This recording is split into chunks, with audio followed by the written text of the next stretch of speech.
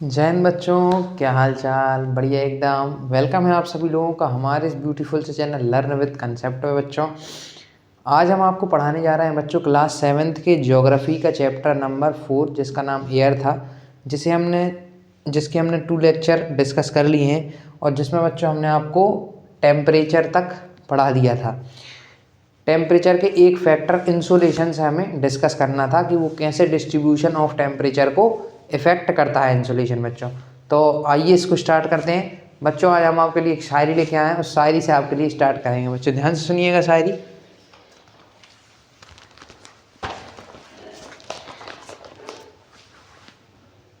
अर्ज किया है बच्चों, कॉपी में लिखते फिर मिटाते कई बार, कॉपी में लिखते फिर मिटाते कई बार, हर गलती से सीखते करते सुधार हर बार, हर गलती से सीखते करते सुधार हर बार, नए दोस्त बनते कुछ बिगड़ जाते, नए दोस्त बनते कुछ बिगड़ जाते, यादें बनकर जीवन में बस बस जाते, यादें बनकर जीवन में बस जाते, भविष्य की चिंता सपनों का बोझ, हौसला बुलंद खोजते हर रोज, खोजते हर रोज, भविष्य की चिंता सपनों का बोझ, हौसला बुलंद खोजते हर रोज, खोजते हर रोज। चलिए बच्चों, इस शायरी के साथ अपनी क्लास को अपन आगे बढ़ाते हैं और स्टडी करते हैं क्लास 7th का चैप्टर एयर, जो कि हमने टेम्परेचर तक बच्चों डिस्कस कर लिया था। चलिए बच्चों, लेट्स गेट स्टार्टेड। आइए बच्चों शुरू करते हैं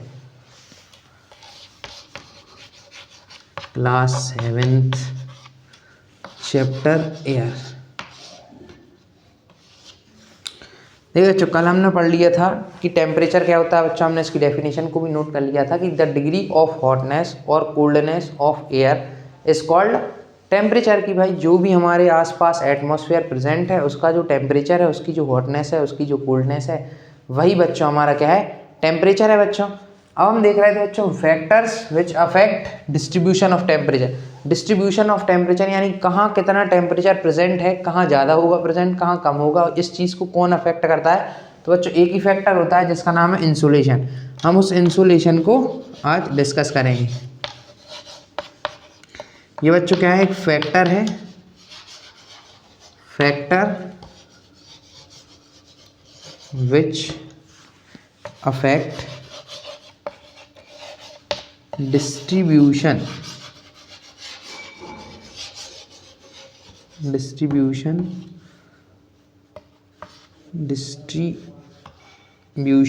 ऑफ टेम्परेचर, जो कि बच्चों टेम्परेचर के डिस्ट्रीब्यूशन को अफेक्ट करता है। मैंने आपको बता दिया कहाँ पे ज़्यादा टेम्परेचर होगा, कहाँ कम। ये भी आप इंसुलेशन से ही देखते हैं। आप बच्चों इतनी डेफिनेशन को नोट कर लीजिए, जब तक वीडियो चेक कर लूँ वर्क कर रही है या नहीं। यस बच्चों, वीडियो वर्क कर रही है। तो बच्चों हमने अभी आप इस डेफिनेशन को नोट कर लीजिए, फिर इंसुलेशन को बहुत अच्छे से पढ़ाते हैं बच्चों। इंसुलेशन क्या है बच्चों, ये एक फैक्टर है जो कि डिस्ट्रीब्यूशन ऑफ टेम्परेचर को इफेक्ट करता है। और बच्चों ये है क्या, तो ये बच्चों solar radiation, solar energy intercepted by the earth, intercepted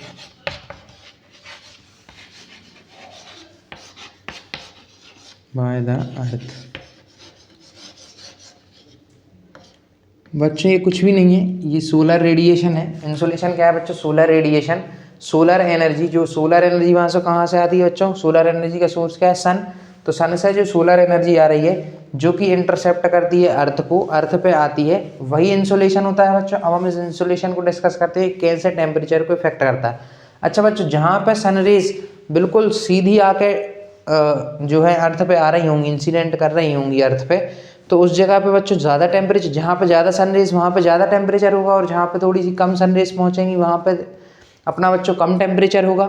होगा कि नहीं बच्चों, आप इतना नोट करिए। इसको रब करके फिर मैं आपको अर्थ का डायग्राम ड्रॉ करके बताता हूँ कैसे इंसुलेशन जो है बच्चों को इक्वेटर आप लोग समझते होंगे, इक्वेटर से पोल तक जाते समय कैसे इंसुलेशन कम होता जाता है और इक्वेटर पे ही क्यों ज़्यादा होता है बच्चों, है ना। आपको बताते हैं, आप इसको नोट कर लीजिए, फिर इसको रब कर देते हैं। ठीक है बच्चों, आपने इसको लिख लिया होगा, इसको रब कर देते हैं।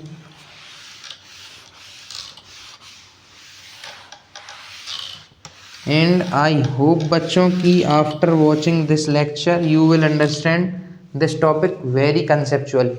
आपको ये टॉपिक बहुत अच्छे से क्लियर हो जाएगा इस वीडियो को देखने के बाद। देखिए बच्चों, मैं बता रहा था आपको इंसुलेशन। ये होती है बच्चों हमारी अर्थ, ये होता है उसका इक्वेटर। इक्वेटर मतलब बच्चों ऐसा लैटिट्यूड, लैटिट्यूड मतलब बच्चों लेटे में होता है अर्थ के जो ऐसे में होते हैं, और लॉन्गिट्यूड ऐसे में होते हैं बच्चों, ऐसे ऐसा करके ऐसे में जो है बच्चों वो लॉन्गिट्यूड होते हैं। अभी हम लॉन्गिट्यूड को नहीं डिस्कस कर रहे हैं, वो ऐसे में होंगे, ये ऐसे में है, तो इसलिए लैटिट्यूड। तो इक्वेटर जो होता है बच्चों वो 0 डिग्री पे होता है। इस तरफ जाएंगे तो साउथ में आने लगेगा, इस तरफ जाएंगे तो नॉर्थ में आने लगेगा। तो देखिए बच्चों, यहाँ पे सन रेज सबसे ज़्यादा पड़ती है, क्योंकि ये बिल्कुल सन के सामने होता है। सन यहाँ है तो यहाँ पे बिल्कुल सन रेज बिल्कुल गिर रही होती हैं ज़्यादा, तो यहाँ पे बच्चों इंसोलेशन भी ज़्यादा होता है। और यहाँ पे बच्चों टेम्परेचर भी कैसा होगा, ज़्यादा। जब यहाँ पे इंसोलेशन ज़्यादा है, सोलर रेडिएशन ज़्यादा आके कर रही है, यहाँ ये सन है ये, तो यहाँ पे जब ये सोलर रेडिएशन ज़्यादा आ रही है यहाँ पे, तो फिर यहाँ पे बच्चों टेम्परेचर भी ज़्यादा होगा। अब बच्चों अगर हम यहाँ से थोड़ा ऊपर चलते हैं, कुछ और इक्वेटर्स भी ले लेते हैं, ये हमने और इक्वेटर ले ली, तो बच्चों यहाँ से हम अगर ऊपर बढ़ेंगे तो यहाँ पे टेम्परेचर और कम हो जाएगा, यहाँ पे टेम्परेचर और कम हो जाएगा, यहाँ पे टेम्परेचर और भी कम हो जाएगा बच्चों। पोल्स पे तो बच्चों बिल्कुल ही यहाँ पे बहुत कम टेम्परेचर होता है, या पोलर एरियाज में बहुत ही कम टेम्परेचर हो जाता है। क्यों बच्चों? क्योंकि सोलर रेडिएशन यहाँ पे कम से कम इंटरसेप्ट हो रही है, यहाँ पे एरिया भी ज़्यादा है तो सोलर रेडिएशन ज़्यादा आ रही है, ज़्यादा यहाँ पे इंसिडेंट कर रही है, इसलिए यहाँ पे टेम्परेचर ज़्यादा है इक्वेटर पे। अगर हम यहाँ से नीचे भी मूव करेंगे ना बच्चों, तो इंसुलेशन कम होता जाएगा और टेम्परेचर भी कम होता जाएगा। आप इस इफेक्ट को बच्चों बहुत अच्छे से समझ गए होंगे कि इंसुलेशन डिस्ट्रीब्यूशन ऑफ टेम्परेचर को किस तरीके से इफेक्ट कर रहा है। इक्वेटर बच्चों सबसे ज़्यादा सनरेज इंसिडेंट कर रही है, इसलिए टेम्परेचर सबसे ज़्यादा। जैसे जैसे ऊपर या नीचे जाएंगे तो बच्चों टेम्परेचर कम होता जाएगा, क्योंकि इंसोलेशन सोलर एनर्जी का इंसिडेंस भी वहाँ पे कम होता जाएगा। आप इस चीज़ को समझ गए होंगे बच्चों, आप इतना नोट कर लीजिए इसको मैं यहाँ लिख भी देता हूँ। Insolation decreases with distance from equator. Equator से जैसे जैसे हम अभी मूव करेंगे वैसे वैसे इंसुलेशन कम होता जाएगा और टेम्परेचर भी इसी में कम होगा। आप इसको नोट कर लीजिए बच्चों, फिर आपको आगे बताते हैं।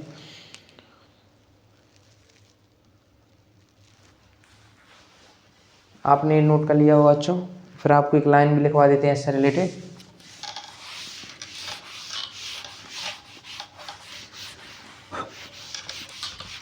आपको बच्चों इंसुलेशन जो है बहुत अच्छे से क्लियर हो गया होगा। आपको एक लाइन लिखवा देते हैं जिससे आपको क्लियर हो जाएगा कि अमाउंट को AMT पूरा ही लिख लेते हैं बच्चों। Amount of insolation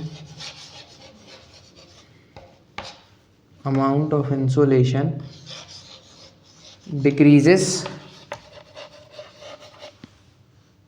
from equator to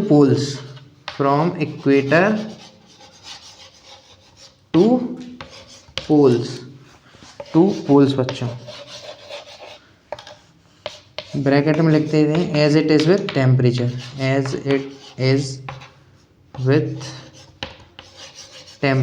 बच्चों टेम्परेचर के साथ भी यही होता है, अभी हमने देखा जैसे इंसुलेशन कम होता जाएगा वैसे भी टेम्परेचर भी कम होता जाएगा। तो as it is with temperature also, आप इसको नोट कर लीजिए। फिर अगला टॉपिक डिस्कस करते हैं।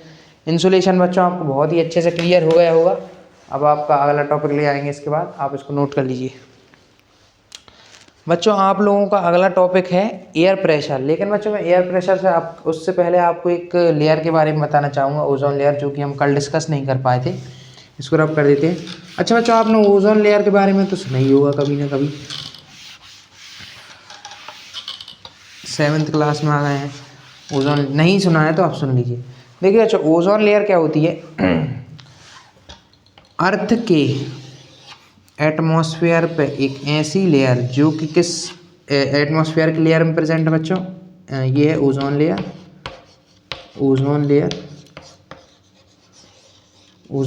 और ये जो है बच्चों वो स्ट्रेटोस्फेयर के अंदर प्रेजेंट होती है। किसके अंदर, किस लेयर ऑफ एटमॉस्फेयर में प्रेजेंट होती है बच्चों?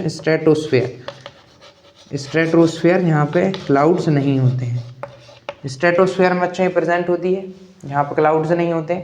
और ये ओजोन लेयर बच्चों किसमें हेल्प करती है, जब यहाँ से ये सनरेज आ रही होती है ना बच्चों, तो जो हार्मफुल सनरेज होती हैं यूवी रेज, उनको अर्थ तक नहीं पहुँचने देती है, उनको ये यहीं रेस्ट्रिक्ट कर देती है, स्टॉप कर देती है। अगर बच्चों वो अर्थ के सरफेस तक पहुँच जाएंगी ना बच्चों, तो वो पता है अपनी स्किन पर करके अपन वो कैंसर कॉज कर सकती हैं। तो इसलिए हमें ओजोन लेयर हमारे लिए बहुत एक इम्पॉर्टेंट लेयर होती है एटमॉस्फेयर की, जो कि protect humans and animals from harmful UV rays से बचाती है। लिख देते हैं प्रोटेक्ट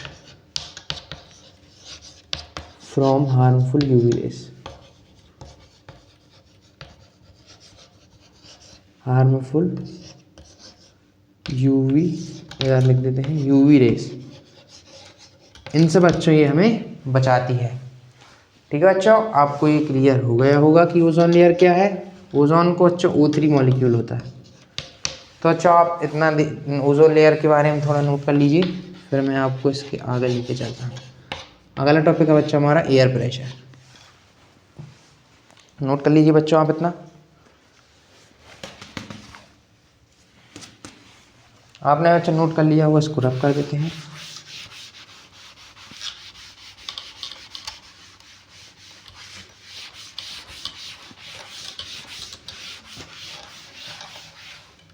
चलिए बच्चों डिस्कस करते हैं एयर प्रेशर को। बहुत ही इजी टॉपिक है बच्चों एयर प्रेशर, आपको एकदम मस्त तरीके से क्लियर हो जाएगा। एयर प्रेशर, अच्छा बच्चों एटमॉस्फेरिक प्रेशर क्या होता है और एयर प्रेशर दोनों ही सेम होते हैं। Pressure exerted by air is called air pressure. जो प्रेशर बच्चों एयर एक्सर्ट कर रही है एटमॉस्फेयर में, और यहाँ पे जो प्रेशर एयर एक्सर्ट कर रही है वही प्रेशर अर्थ सरफेस पे जो प्रेशर एयर एक्सर्ट कर रही है वही है बच्चों एयर प्रेशर, और उसी को हम एटमॉस्फेरिक प्रेशर। अच्छा ये एयर प्रेशर हमें क्यों नहीं फील होता? अगर कोई प्रेशर एयर हम पे लगा रही है तो हमको ये फील क्यों नहीं हो रहा बच्चों?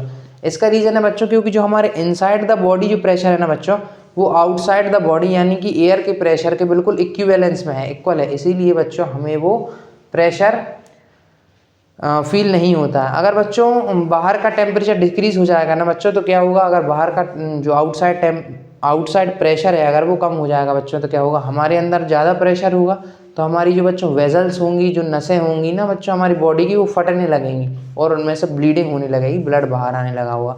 आपने देखा भी होगा, अभी आपको बताऊँगा टेम्परेचर से कैसे रिलेशन करता है, फिर वो एग्जाम्पल दूँगा, ज़्यादा अच्छे से क्लियर होगा। तो आप अभी इतना ही देखिए कि एयर प्रेशर क्या होता है। Pressure exerted by air, pressure exerted by air, जो प्रेशर एयर लगाती है ऑन अर्थ सरफेस और ऑन ह्यूमंस और अदर थिंग। हम अर्थ सरफेस लिख लें, अर्थ सरफेस पे जितने भी जंतु रहते हैं, जानवर रहते हैं, उन सब पे प्रेशर लगाती है। तो आप इसको नोट कीजिए बच्चों। अच्छा एयर प्रेशर का रिलेशन हम टेम्परेचर के साथ आपको बता दें बच्चों कि एयर प्रेशर टेम्परेचर के साथ कैसे रिलेट करता है। एक बार वीडियो को वर्किंग देख लूँ बच्चों, कर रही है नहीं, वीडियो बढ़िया से वर्क कर रही है बच्चों। देखिए बच्चों एयर प्रेशर टेम्परेचर के साथ कैसे वर्क करता है। जो एयर प्रेशर होता है ना बच्चों, वो जो एयर प्रेशर होता है वो टेम्परेचर के साथ, मतलब जहाँ पे टेम्परेचर ज़्यादा होगा बच्चों, आप ऐसे समझिए इसको कि जहाँ पे बच्चों टेम्परेचर ज़्यादा होगा वहाँ पे एयर प्रेशर कम होगा।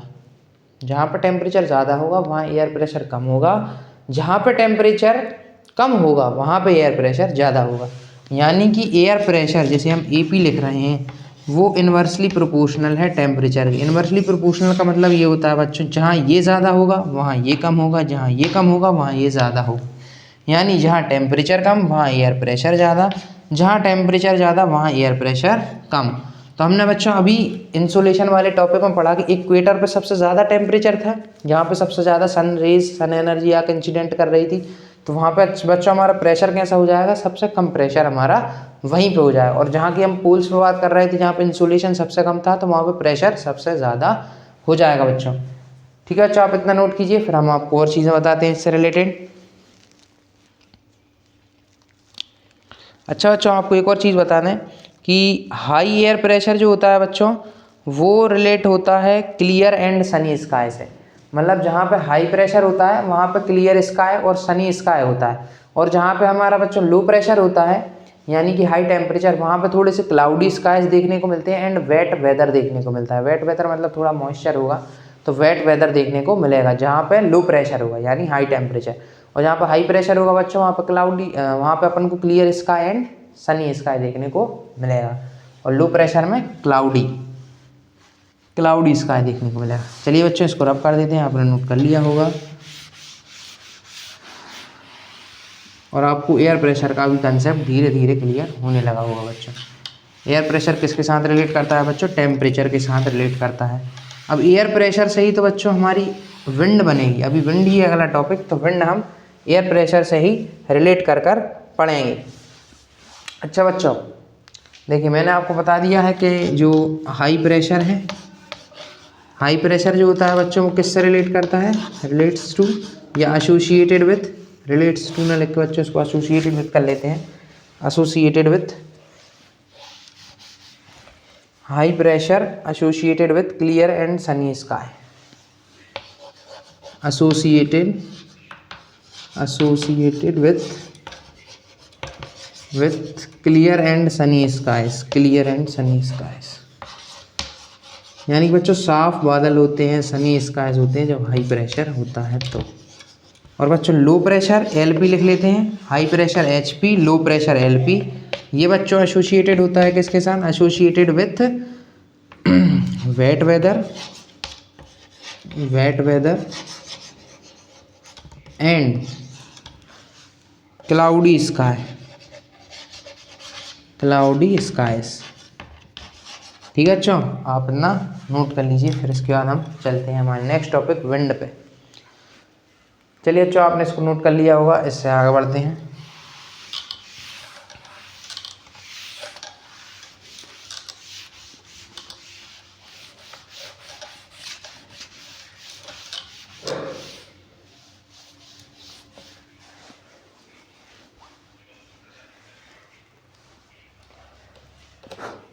चलिए बच्चों अब आपको बता रहे थे हम कि विंड क्या होती है बच्चों। अच्छा विंड से याद आया, आपकी क्लास में तो रस आ ही गए होंगे, तो आपको एक हास्य रस का यहीं पे उदाहरण भी सुना देते हैं जिससे आपका थोड़ा सा इंटरटेनमेंट हो जाए। तो बच्चों जो हास्य रस का उदाहरण है वो ये है बच्चों कि कहा बंदरिया नए बंदर से चलो नहाने गंगा, बच्चों को छोड़ेंगे घर पे होने दो हुड़दंगा, बच्चों को छोड़ेंगे घर पे होने दो हुड़दंगा। बच्चों इस उदाहरण से आपको थोड़ी बहुत हंसी आई होगी। और आगे बढ़ते हैं। देखिए बच्चों विंड क्या होता है? विंड होता है बच्चों मूवमेंट ऑफ एयर। क्या होता है बच्चों? Movement of air. क्या होता है बच्चों? मूवमेंट ऑफ एयर होता है, यानी एयर का एक जगह से दूसरी जगह जाना है, यहाँ से एयर यहाँ चली गई, तो ये है बच्चों मूवमेंट ऑफ एयर, इसी को हम विंड भी कहते हैं। और बच्चों air always moves, air always moves from HP, यानी कि बच्चों high pressure to low pressure, high pressure से बच्चों लो प्रेशर की तरफ एयर हमेशा मूव करती है। और एयर के ही मूवमेंट को हम बच्चों विंड कहते हैं, हवा कहते हैं। हवा हम विंड मूवमेंट ऑफ एयर को कहते हैं, जो कि हाई प्रेशर से लो प्रेशर हमेशा मूव करती है। बहुत इंपॉर्टेंट बच्चों, इससे आपका क्वेश्चन बन के आ सकता है, एक ओजोन लेयर पे ऑब्जेक्टिव आ सकता है, एक यहाँ से भी ऑब्जेक्टिव आ सकता है। तो आप बच्चों इसको अच्छे से नोट कीजिए, फिर हम आगे चलते हैं विंड को और अच्छे से आपको बताते हैं। तो बच्चों विंड में आपको विंड समझ आ गई होगी, इसको रब कर देते हैं। अच्छा बच्चों विंड जो होती है ना बच्चों, उसको हम नेम कैसे देते हैं? तो wind gets its name from the direction, wind gets its name after the direction from which starts. जिस डायरेक्शन से विंड स्टार्ट होती है, उसी डायरेक्शन का उसको नाम मिल जाता है। जैसे बच्चों आप देखिए कि मान लो विंड जो है बच्चों, मैं इंग्लिश में थोड़ा सा अच्छे से नहीं बता पाया आपको, तो आप इधर समझिए। विंड का नेमिंग कैसे करते हैं विंड की? जिस डायरेक्शन से विंड स्टार्ट होती है उसी का नाम मिल जाता है। जैसे मान लीजिए बच्चों की विंड वेस्ट डायरेक्शन से स्टार्ट हुई, तो बच्चों हम उसको नाम दे देते हैं वेस्टर्ली। क्या नाम दे देते हैं बच्चों? वेस्टर्ली। और बच्चों अगर विंड ईस्ट से स्टार्ट होती है बच्चों, तो हम उसको दे देते हैं बच्चों नेम ईस्टर्ली। क्या दे देते हैं बच्चों? Easterly wind. तो आप इतने को नोट कर लीजिए, फिर हम आपको बढ़िया से एक डायग्राम बताने जा रहे हैं जहाँ पे हम आपको 3 टाइप्स की एयर विंड्स को बताएंगे, permanent wind, local winds and seasonal wind. उनको डिस्कस करना है बच्चों, जल्दी से आप इसको नोट कीजिए, फिर आगे बढ़ते हैं। आपने नोट कर लिया होगा बच्चों। इसी के साथ बच्चों आपको एक और बढ़िया सा उदाहरण सुनाते हैं।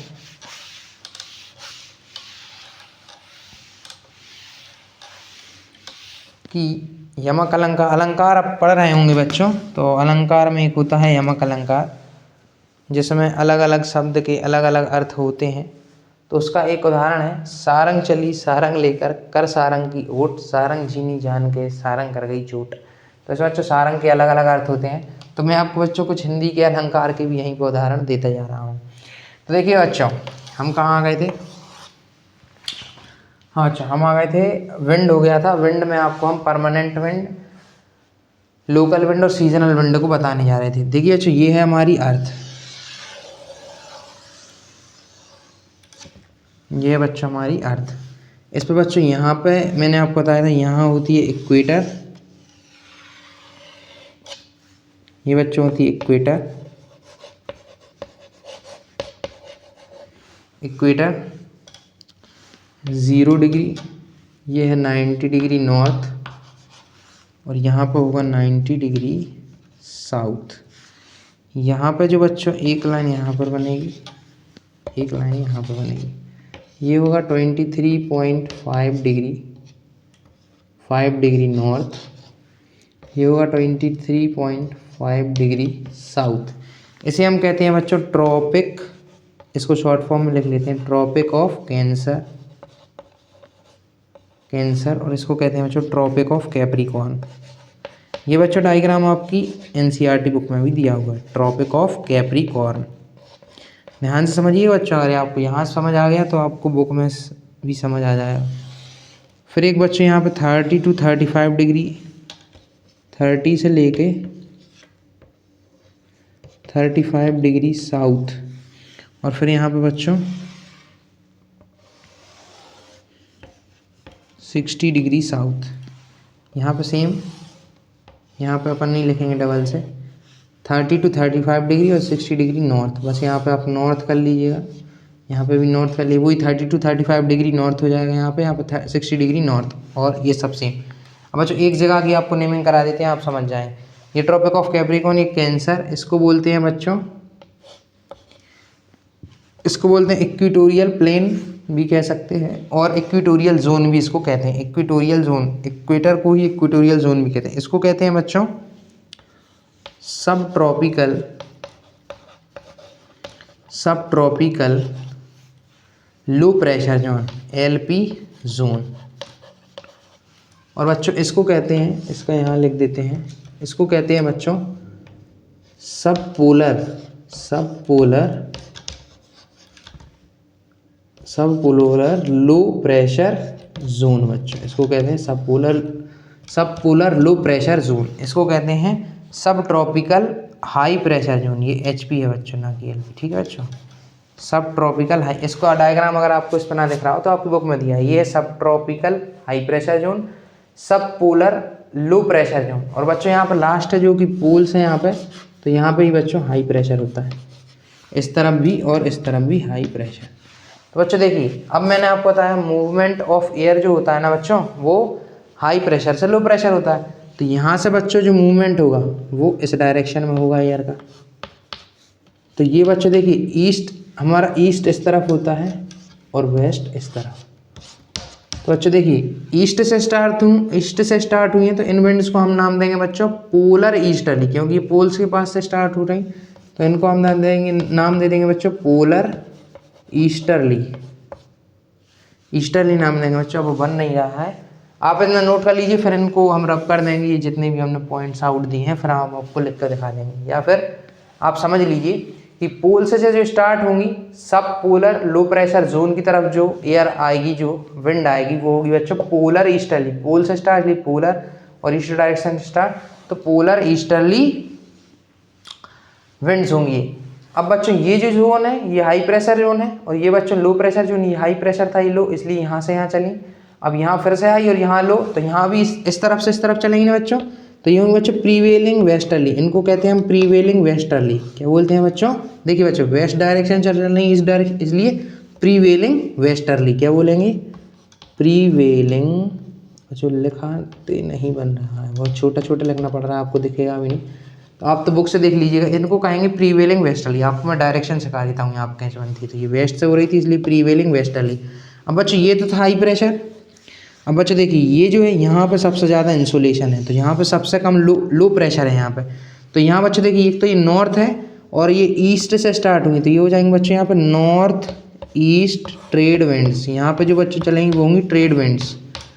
और बच्चों देखिए यहाँ पे इस पर भी हाई प्रेशर है, क्योंकि ये भी देखिए बच्चों ये था क्या अपना सब ट्रॉपिकल हाई प्रेशर जोन था। यहाँ भी सब ट्रॉपिकल हाई प्रेशर जोन, लेकिन यहाँ पे लो प्रेशर। तो यहाँ से बच्चों चलेंगी साउथ ईस्ट ट्रेड विंड्स, तो ईस्ट डायरेक्शन से ही चल रही हैं, साउथ ईस्ट ट्रेड विंड्स ये हो गई। यहाँ पे हाई प्रेशर, यहाँ लो प्रेशर, सब पोलर लो प्रेशर जोन। तो यहाँ से ही बच्चों विंड चलेंगी, तो ये बच्चों चलेंगी ईस्टर्ली। ये देखिए बच्चों ईस्ट से स्टार्ट हो रही हैं इस डायरेक्शन से, इसलिए इन्हें कह रहे हैं पोलर ईस्टर्ली।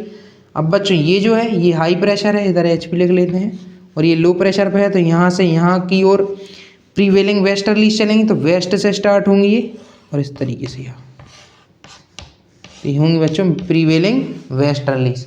आपको ये डायग्राम बहुत अच्छे से क्लियर होगा। हाई प्रेशर से लो प्रेशर आई, फिर यहाँ हाई प्रेशर था, यहाँ से लो प्रेशर गई, फिर यहाँ हाई प्रेशर, यहाँ लो प्रेशर, इसलिए यहाँ पे कौन सी हो गई north east trade winds, north east trade winds. यहाँ पे साउथ ईस्ट ट्रेड विंड्स।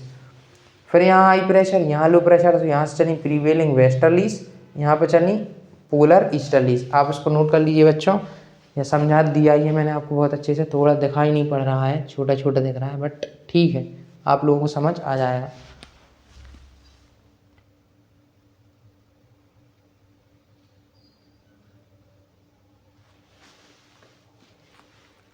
आप इतना नोट कर लीजिए बच्चों।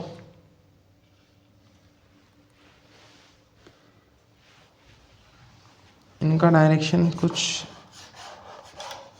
ऐसा हो जाए, ऐसा कर लो या वैसा कैसा भी कर लो, आना नीचे ही है ना वहाँ। प्रीवेलिंग वेस्टर्लीज ये हो गई बच्चों आपकी प्रीवेलिंग वेस्टर्लीज, हाई प्रेशर से लो प्रेशर की तरफ आ रही है।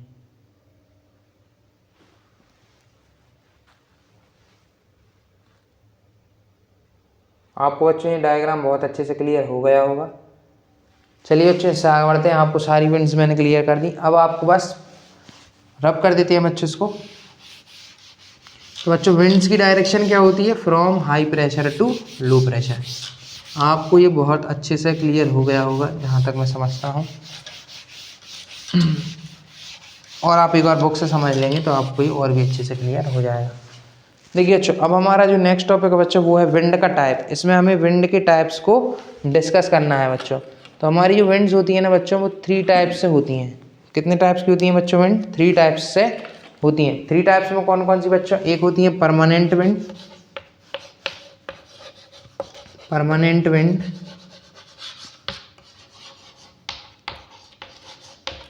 परमानेंट विंड इनको समझते हैं बच्चों।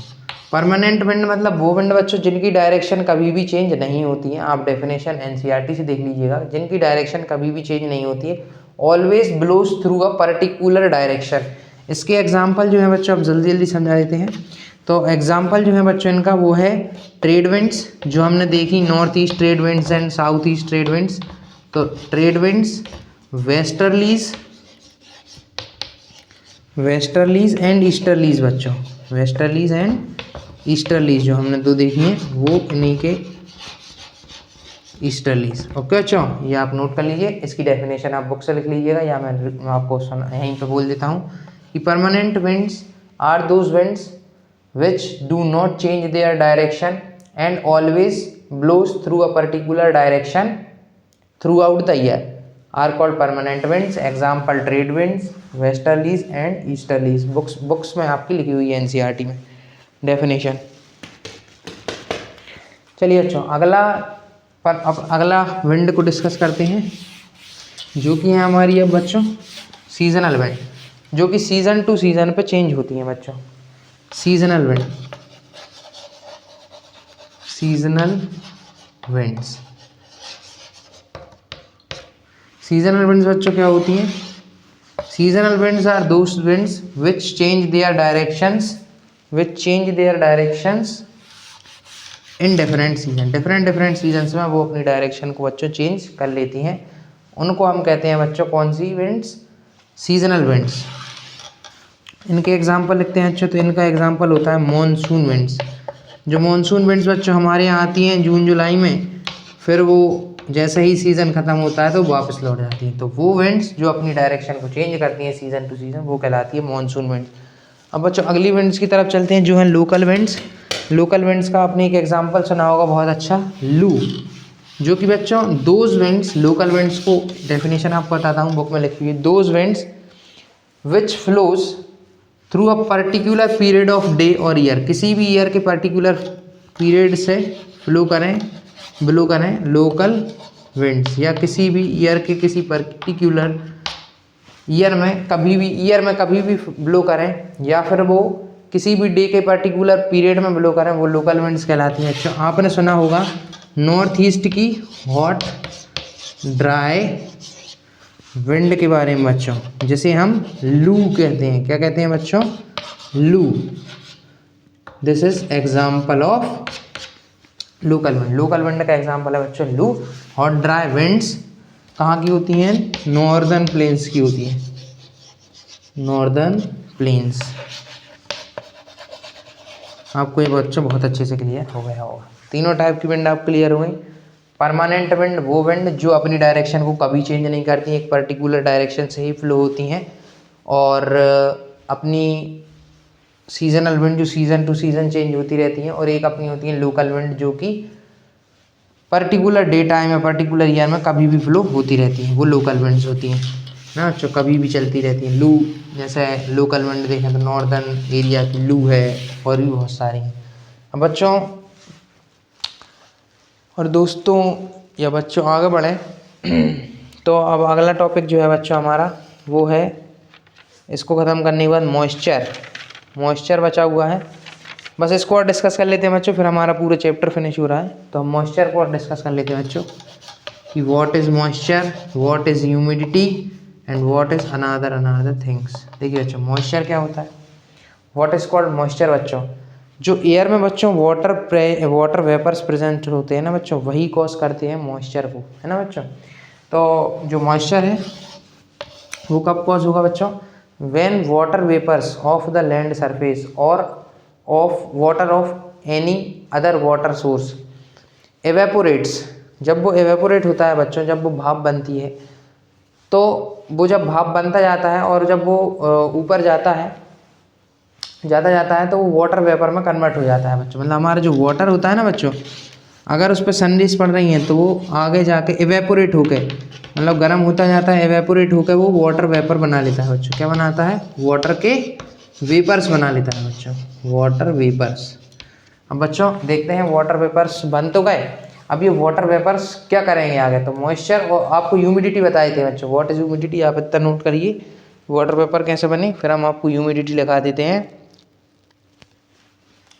अब बच्चों देखिए, मैंने आपको बता दिया कि वाटर वेपर का जितना ज़्यादा प्रेजेंट होगा वही मॉइस्चर है, जितने ज़्यादा वाटर मतलब एयर में वाटर वेपर का प्रेजेंट होना ही मॉइस्चर है। लेकिन अगर बच्चों हम किसी फिक्स टाइम पे बोलें कि इस टाइम पे कितनी वाटर वेपर प्रेजेंट है, तो अमाउंट ऑफ वाटर वेपर या फिर बच्चों moisture in air at any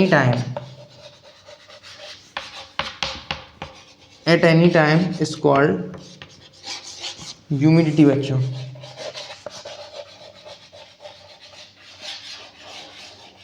इस कॉल्ड बच्चों ह्यूमिडिटी, उसे हम ह्यूमिडिटी कहते हैं। जो भी मॉइस्चर एक पर्टिकुलर टाइम प्रेजेंट है एयर में, वही बच्चों ह्यूमिडिटी कहलाती है हमारी। मॉइस्चर मतलब वाटर वेपर कितने प्रेजेंट है एयर में। चलिए बच्चों आगे बढ़ें। अब हम देखने वाले हैं बच्चों कि जैसे ही हमारा इसको रब कर देते हैं। कैसे बच्चों परसिपिटेशन होता है, बारिश कैसे होती है, इस वाले को हम फटाक से डिस्कस कर लेते हैं बच्चों। देखिएगा बच्चों, हमने आपको बताया कि वाटर, ये रही वाटर सोर्स, मान लीजिए रिवर रही, सनरेज पड़ी, यहाँ से वाटर वेपर्स बनी, यहाँ पहले एवेपोरेट हुई, evaporation, evaporation, creation of water vapour. और बच्चों जैसे ही वाटर वेपर ऊपर जाएगा तो बच्चों जो टेम्परेचर है वो कम होता जाएगा। तो बच्चों ये ऊपर जाके कुछ ड्रॉपलेट्स में कन्वर्ट हो जाता है, स्मॉल स्मॉल ड्रॉपलेट्स में वाटर की ये कन्वर्ट होने लगता है, क्योंकि ऊपर हुआ टेम्परेचर कम तो ऊपर हो जाता है बच्चों कंडेंसेशन, और ये वाटर वेपर ड्रॉपलेट्स में कन्वर्ट होती रहती हैं। और बच्चों ये जब ज़्यादा सनरेज पड़ती रहेंगी, वाटर वेपर्स बनती रहेंगी और फिर ड्रॉपलेट्स भी ऐड होती रहेंगी, तो यहाँ पे एक क्लाउड की फॉर्मेशन हो जाएगी बच्चों, जो कि क्या कर देता है बाद में परसिपिटेशन। जब उसकी कैपेसिटी फुल हो जाती है, ड्रॉपलेट्स का वेट इतना ज़्यादा हैवी हो जाता है कि वो गिरने पर मजबूर हो जाती हैं, तब जाके हमारी रेन हो जाती है बच्चों।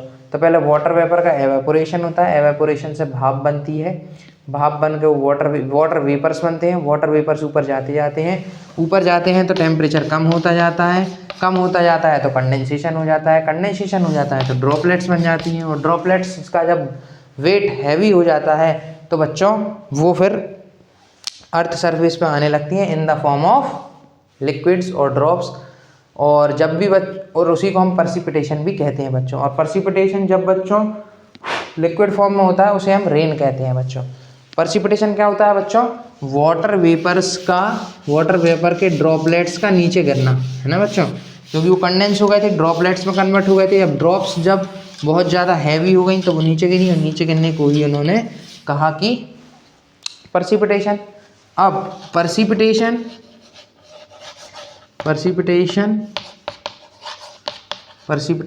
इन लिक्विड फॉर्म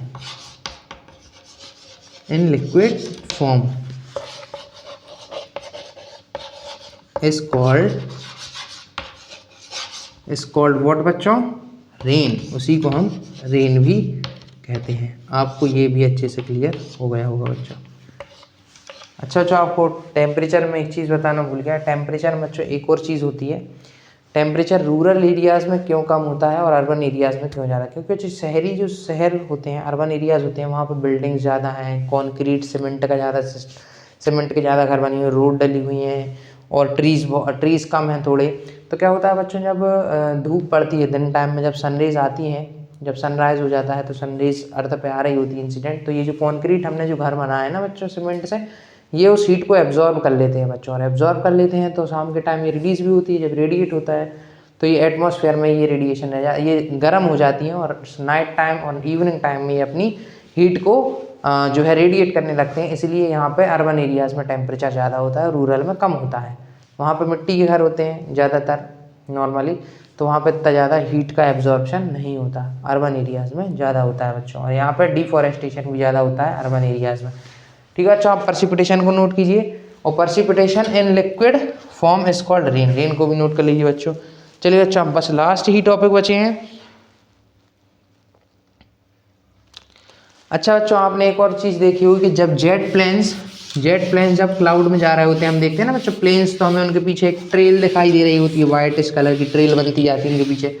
तो वो क्यों बनती है बच्चों, क्योंकि जो प्लेन्स जा रहे होते हैं ना बच्चों, जो रॉकेट्स जा रहे होते हैं, तो वो बच्चों अपने, जैसा मान लीजिए बच्चों कि ये रॉकेट ये जा रहा है, तो ये अपने पीछे एक ट्रेल इस तरीके का कुछ छोड़ता जाता है, हम देखते हैं नीचे से। तो बच्चों ये क्या होता है, ये यहाँ से अपने वाटर को, गैसेस को निकाल रहे होते हैं, और जहाँ पे बच्चों ये जेट प्लेन्स उड़ रहे होते हैं ना बच्चों, वहाँ पे टेम्परेचर बहुत कम होता है। तो ये बच्चों वहाँ पे जो गैसेस होती हैं वो कंडेंस हो जाती हैं, और वो यहाँ पे मॉइस्चर फॉर्म कर लेती हैं। कंडेंस होकर वो बच्चों थोड़ा सा यहाँ पे मॉइस्चर फॉर्म कर लेती हैं, कंडेंस होकर यहाँ पे टेम्परेचर कम होने की वजह से वाटर वेपर्स और ड्रॉपलेट्स फॉर्म कर लेती हैं।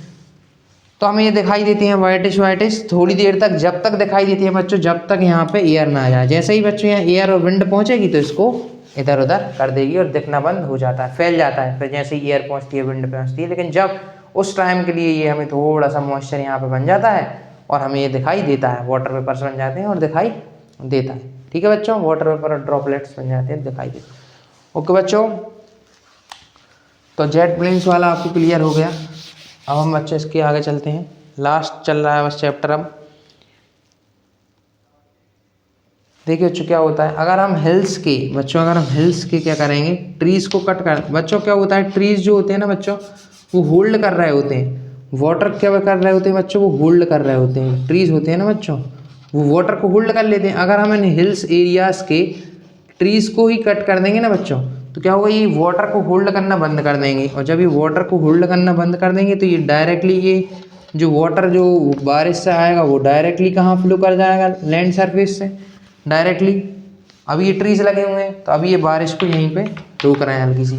अगर हम यहाँ पे डिफोरेस्टेशन कर देंगे ना बच्चों, इन पेड़ों को काट देंगे, ट्रीज को कट कर देंगे, तो क्या होगा, जो बारिश होगी ना बच्चों, वो डायरेक्टली ही नीचे आने लगेगी। और क्या कॉज करेगी, ये डायरेक्टली ही नीचे वाटर आने लगेगा और यहाँ पे फ्लड्स कॉज कर देगा। अब बच्चों आपकी बुक में 3 टाइप की रेन दी हुई हैं, उनको बता देता हूँ जल्दी से। 3 टाइप्स ऑफ रेन दी हुई हैं। एक तो दी हुई है बच्चों कन्वेक्शनल रेन, एक दी हुई है ओरोग्राफिक रेन, और एक और दी हुई है बच्चों cyclonic rain. 3 types of rain होती हैं, cyclonic rain, orographic rain and convectional rain. ये आपका क्वेश्चन आता है, what are 3 types of rain, तो आप लिख दीजिएगा 1 मार्क्स 2 मार्क्स में, convectional rain, cyclonic rain and orographic rain. अच्छा, रेन हमारे लिए क्यों ज़रूरी है, बिकॉज रेन प्रोवाइड्स बच्चों fresh water, and our life depends on water. Humans and plants life depend on, survival depends on बच्चों, किस पे डिपेंड करता है बच्चों, हमारा सर्वाइवल वाटर पे डिपेंड करता है कि नहीं, तो वाटर पे डिपेंड करता है, इसलिए वाटर हमारे लिए बहुत ज़रूरी है। अगर बच्चों मान लीजिए बारिश नहीं हुई या तो रेन लेस हुई, रेन अगर बच्चों बहुत कम हुई, तो क्या होगा बच्चों, ड्रॉट्स आने लगेंगे, सूखे पड़ने लगेंगे, ड्रॉट्स होने लगेंगे। और बच्चों अगर रेन बहुत एक्सेसिव हो गई, रेन अगर बच्चों बहुत ज़्यादा हो गई, एक्स्ट्रा रेन हो गई, तो क्या होगा बच्चों, फ्लड्स आ जाएंगे। तो ना तो बच्चों ज़्यादा रेन अच्छी है, ना ही कम रेन अच्छी है, दोनों ही अच्छे नहीं हैं, नॉर्मल रेन अच्छी है। तो बच्चों अपना टॉपिक, अपना ये चैप्टर, ये एयर वाला यहीं होता है ख़त्म। इसमें हमने पूरे कंसेप्ट को डिस्कस कर दिया है और आपको बहुत अच्छे से ये चैप्टर समझ भी आ गया होगा। अब बच्चों अगर आपको ये वीडियो पसंद आता है तो लाइक शेयर सब्सक्राइब ज़रूर करें। और जाते जाते बच्चों हम आपके लिए एक शायरी लेकर आए बच्चों, क्लास को कंप्लीट करते टाइम एक शायरी हो जाए। सुनिएगा बच्चों, स्टूडेंट्स से ही रिलेटेड है। पढ़ती जो डांट टीचर की आंखें हो जाती नम, पढ़ती जो डांट टीचर की आंखें हो जाती नम, मिल जाते 4 दोस्त फिर क्या खुशी क्या गम, फिर क्या खुशी क्या गम। एक बार और पढ़ते हैं बच्चों आपके लिए। पढ़ती जो डांट टीचर की आंखें हो जाती नम, मिल जाते 4 दोस्त फिर क्या खुशी क्या गम। ये बच्चों एक स्टूडेंट लाइफ की एक अच्छी शायरी थी। अगर बच्चों वीडियो पसंद आया और शायरी भी पसंद आई हो तो लाइक शेयर सब्सक्राइब ज़रूर करें और हमारे चैनल को सपोर्ट करें। थैंक यू बच्चों, आपको और वीडियोस भी यहाँ पर मिलती रहेंगी।